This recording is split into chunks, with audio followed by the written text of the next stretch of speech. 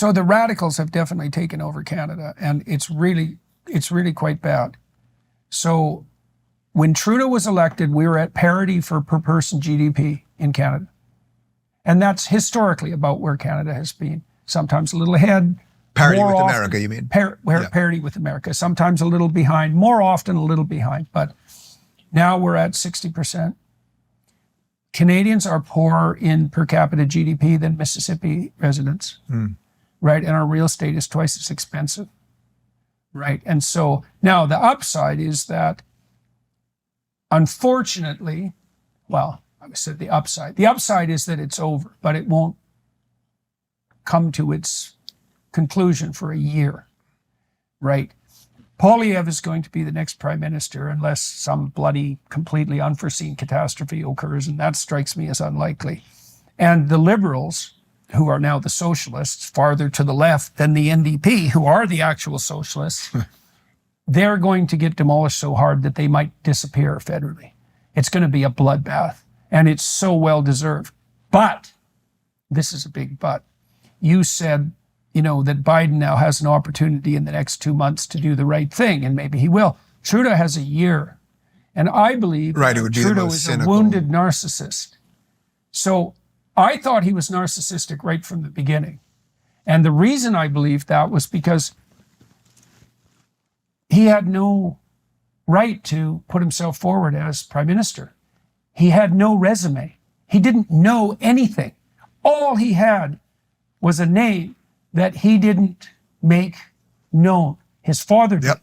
That's all he had. Well, no, and he was a drama teacher. Yeah. He was also good looking, and he was graceful, and he was charming, and he knew how to behave in public. That's run pretty thin though. Now, I know, but it wasn't nothing. Yeah. Right. So you want to give the devil his due. Yeah. But in terms of competence, that was just completely lacking, and also the ability to see that he didn't have the knowledge or the ability to run a country. That was lacking. Now, when he was first approached, I thought, okay,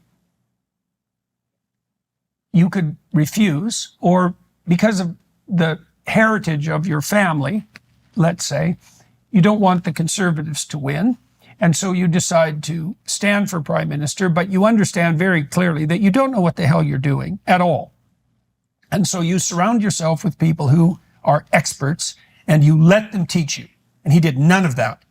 I mean, he set up a cabinet that was half women in 2015. And that's why he said he did it, because it was 2015, even though only 1 in 4 MPs were women.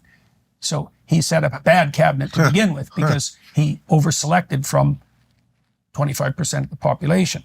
And that was all virtue signaling. And so he started out as a narcissist, and he never changed. And now one of the problems with narcissists is that when everybody likes them, they can be quite benevolent because their greatness is recognized. But when people decide that they're detestable, which is pretty much where Trudeau has got in Canada, it's very hard for him to go out in public now without people like literally cursing him. Then it's time for revenge. And he's got a bill tabled right now called Bill C-63, which has gone through first reading, so it's on the way to becoming law, it makes Bill C-16, which was the one I objected to, look like child's play. This is the most totalitarian bill I've ever seen a Western country produce by a large margin. This is about registering the news organizations? That's part of it. Part of it. Well, it's a bill to reduce online harms. That's its name, and it starts out with a description of how children are going to be protected from sexual predators online, and it ends with that. But in the middle, there's a whole new bureaucracy that has all the powers of a judiciary, and that's infinitely expandable, that isn't bound by the rules of standard evidence, which it says in the bill, which is just beyond comprehension to me. And it has pretty much unlimited powers of seizure and investigation and punishment, life in prison for hate crime with all these protected groups. And the worst of it is that I can't even believe this can possibly be true.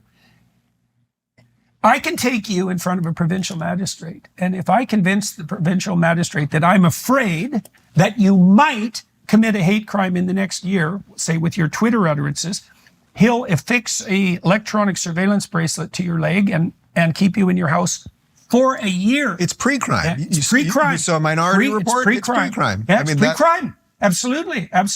And this is the weirdest part of it. I can't even believe that this can possibly be true, that you will have to provide samples of your bodily fluids when requested to assure that you're not, I don't know what, drinking, smoking pot. I think what happened was that's a requirement if you're in a domestic abuse case, right? Because, if you're drunk, you're much more likely to be a domestic abuser. And so arguably there might be some sense, if you've been convicted of domestic abuse, of making that a condition of, let's say, you're released back into the community. But as a defense against what? The kind of pre-crime that, well, that's exactly it. It's like someone's afraid that you might do something that is hateful. Well, that's just part of it. They need to take him up on that. That would be something. That's how the movie ends. He gets taken up on the same law. Right. Yeah. But so your concern though is that, so it's interesting because on one hand, you think that what I laid out with Biden is possible, right? Because there's a truncated period of time. Basically what you're saying to me is because Trudeau now has too much time, it could really go much worse. I'm virtually certain that that's what will happen. Do you think if he had a truncated period of time like Biden does that it would get better because he would be looking at the end much more closely? No. So that's interesting. So you think there's something, so I agree with that too. I think all of them will be out for revenge. I mean, I can already see that Stephen Guilbeault, he's the worst sort of progressive imaginable. He would sacrifice the poor to his green delusions. That's exactly what he is doing. That's what he's doing. He's already declared war essentially on the Western provinces and Alberta in particular, even though his own province, Quebec, depends on the money Alberta sends them to maintain anything that resembles an advanced industrial economy. So I think they'll really do damage to Canada in the next year. And then Poilievre will have to come in and mop up, and he's going to have a very tough fight on his hands because things are worse in Canada than Canadians believe, and they're likely worse than I know. And we won't know how bad they are till Poilievre takes power, and then they'll all be blamed on him. So Canadians are in for a rough time. And they haven't woken up, I wouldn't say. I wouldn't say that the typical Canadian, for example, was a Trump supporter. Right? They're still trapped in that centrist, progressive mindset that is completely ignorant of the danger of the radical leftists. Well, I can tell you that we have an awful lot of snowbirds, we call them down in Florida, who are Canadians who are not going back. Yeah. They're everywhere I go now, there are Canadians everywhere. And they're like, I don't know that they're not, technically they're supposed to go back at some point, of course, but like they're staying a lot longer than they used to, for sure. Even this summer, you don't have a lot of Canadians usually coming to a Florida summer, but they are because they realize what's going on there. Yeah. Well, so you need Canada to wake up to its sense of adventure. That's for sure. Well, so here's something interesting, I guess, insofar as Canadian politics is interesting, but the world is such now and so upside down that even Canadian politics has become interesting. It's like, oh, that's not good.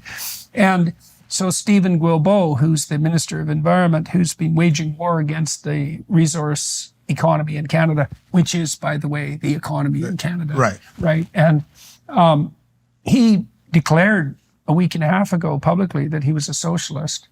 And I thought, French-Canadian socialist, and I thought, you son of a bitch.